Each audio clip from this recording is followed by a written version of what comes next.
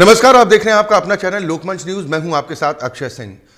BSP supremo Mayawati ने ऐलान कर दिया कि 2023 में होने वाले विधानसभा चुनाव और 2024 का लोकसभा चुनाव उनकी पार्टी अपने दम पर लड़ेगी। किसी भी दल के साथ बीएसपी का गठबंधन नहीं होगा। अपने जन्मदिन के मौके पर बीएसपी अध्यक्ष ने मीडिया को संबोधित करते हुए ऐलान कर दिया कि बीएसपी आगामी चुनावों में किसी भी दल के साथ गठबंधन नहीं करेगी। इसके साथ ही मायावती ने बीजेपी, कांग्रेस और सपा पर जोरदार हमला बोला। आरक्षण के मुद्दे पर सपा को टारगेट करते हुए मायावती ने कहा कि सपा ने संसद में SC/ST के आरक्षण को पास नहीं होने दिया। इतना ही नहीं, संसद में बिल का पर्चा भी फाड़ दिया गया। इसके साथ ही मायावती ने कहा कि सही मायनों में बीएसपी ही एकमात्र ऐसा दल है जो संतों और गुरुओं का सम्मान करती है। उपेक्षित वर्गों से अपील करते हुए मायावती ने कहा कि बीएसपी को सत्ता में लाना होगा, तभी बाबा साहब के दिए गए कानूनों का सही लाभ वंचितों तक पहुंचेगा, क्योंकि बीएसपी की सरकार में हमने उपेक्षितों को उनका हक दिलाने का काम किया है, जबकि दूसरी सरकारों में ऐसा नहीं हुआ। वहीं मंडल कमीशन लागू करने को लेकर कांग्रेस पर भी मायावती ने जोरदार हमला बोला। मायावती ने कहा कि लंबे वक्त तक केंद्र में कांग्रेस की सरकार रही, लेकिन सरकार में रहने के बावजूद कांग्रेस ने मंडल कमीशन को लागू नहीं होने दिया और बीजेपी भी अब यही कर रही है। देश के अल्पसंख्यकों को लेकर मायावती ने कहा कि उन्हें याद दिलाना जरूरी है कि बाबा साहब अम्बेडकर ने कहा था कि हम लोगों को खुद अपने पैरों पर खड़ा होना होगा। इसके साथ ही ईवीएम पर भी बीएसपी सुप्रीमो ने सवाल खड़े किए हैं। निखिल रस्तोगी हमारे संवाददाता इस पर ज्यादा चर्चा और बातचीत के साथ लखनऊ से हमारे साथ जुड़ गए हैं। निखिल, यानी बीएसपी सुप्रीमो ने तय कर लिया, एकला चलो रे। बसपा की अध्यक्ष मायावती ने अपना जन्मदिन 67वां मनाया और साफ तौर से जो दूसरी पार्टी है उसके ऊपर कहीं ना कहीं निशाना साधा। साफ तौर से कह रही थी, कांग्रेस की बात करे, समाजवादी की पार्टी की बात करे, भाजपा की बात करे, सब एक जैसी पार्टियां हैं। कोई भी आम जनमानस या जनता के तरह कोई फेवर नहीं करती, ना उनके समस्याओं को समाधान करती है। वहीं चुनाव को लेकर भी मायावती ने आगाज कर दिया कि 2024 में चुनाव बसपा अकेले दम पे लड़ेगी, किसी का साथ नहीं देगी। लेकिन आपको बताते चले, उन्होंने ईवीएम को भी पूरा साधा निशाना कि ईवीएम को कहीं ना कहीं पूरी तरह से बंद कर देना चाहिए।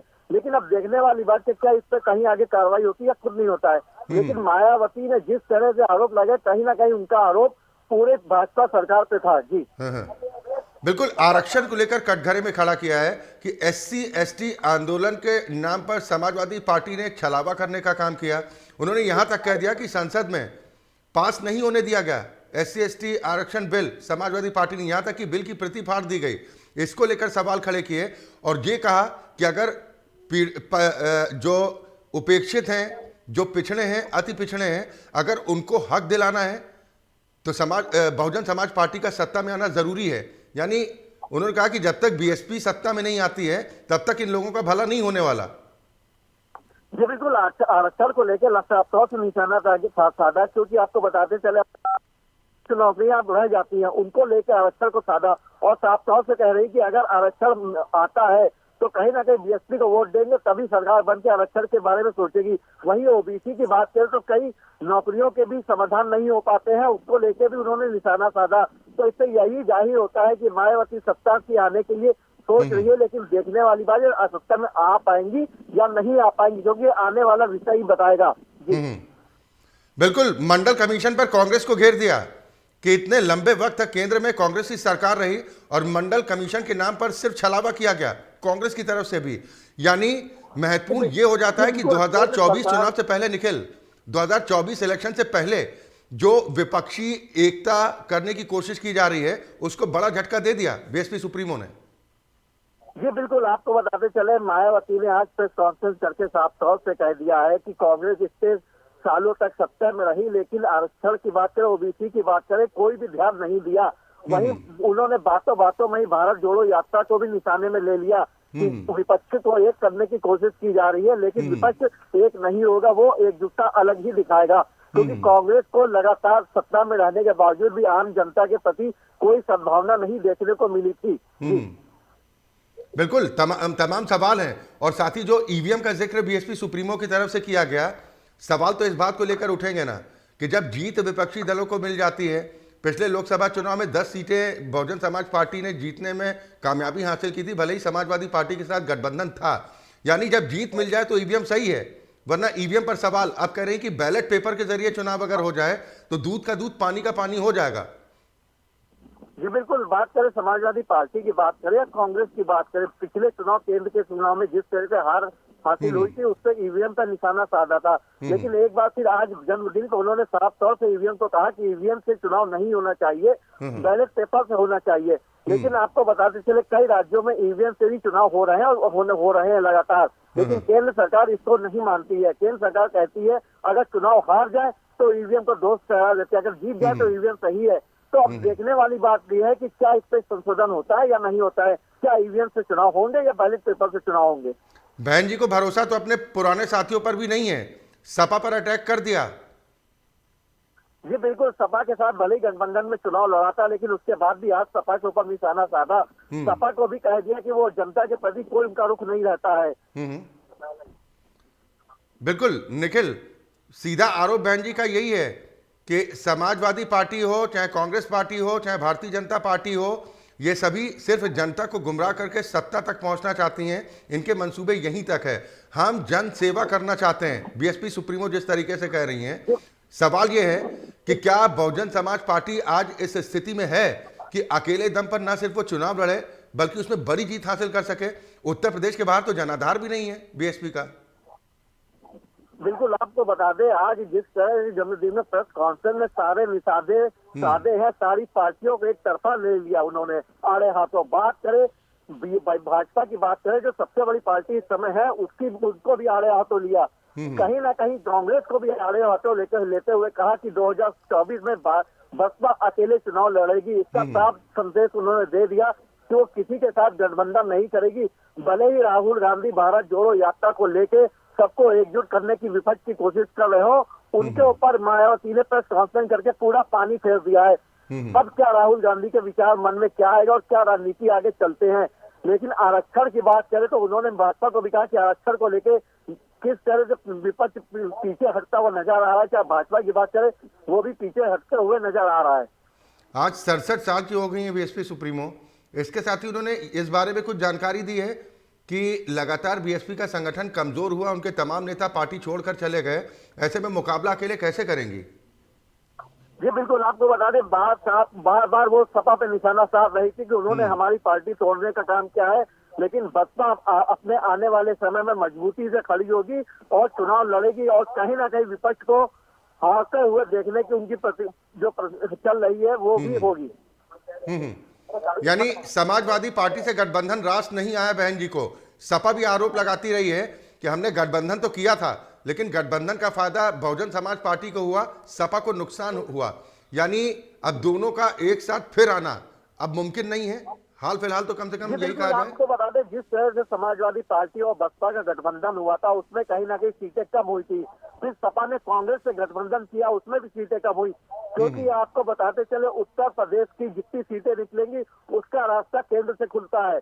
लेकिन यूपी में काफी मात्रा में सीटें हारने के बावजूद गठबंधन की राजनीति लगातार चलती रही। लेकिन इस बार मायावती ने साफ तौर से पहले ही कह दिया है कि वो अकेले चुनाव लड़ेगी, चाहे किसी का साथ हो या ना, वो साथ किसी का नहीं लेगी। हार जीत अपनी जगह होगी। बिल्कुल, हम लगातार निखिल इसी बात को समझने का प्रयास कर रहे हैं कि आरक्षण का मुद्दा हो, ईवीएम का मामला हो, इन तमाम मुद्दों को लेकर बीएसपी सुप्रीमो ने जोरदार तरीके से अटैक तो किया। लेकिन मायावती की इस प्रेस कॉन्फ्रेंस के बाद राजधानी लखनऊ का सियासी पारा कितना गर्म है निखिल। जी आपको बता दें इस आरक्षण का मुद्दा जिस तरह से मायावती ने उठाया है उसको लेके पूरा पारा लखनऊ की राजनीति में गरमा सा गया है। कांग्रेस के नेता कहे तो साफ तौर से कह रहे हैं कि मायावती अपने जन्मदिन में भी राजनीति करती हुई नजर आ रही है। लेकिन आपको बताते चले 2024 के दिन कुछ नहीं बचे हैं, कब चुनाव की डेट घोषित हो जाए कोई कह नहीं सकता है। लेकिन इतना बड़ा उन्होंने आरक्षण का मुद्दा बहुत अहम मुद्दा हो जाता है क्योंकि नौकरी से भी आ जाता है, जातिवाद से भी आता है, हर चीज से मुद्दा आ जाता है। तो आरक्षण को लेकर उन्होंने साफ तौर से फोकस किया।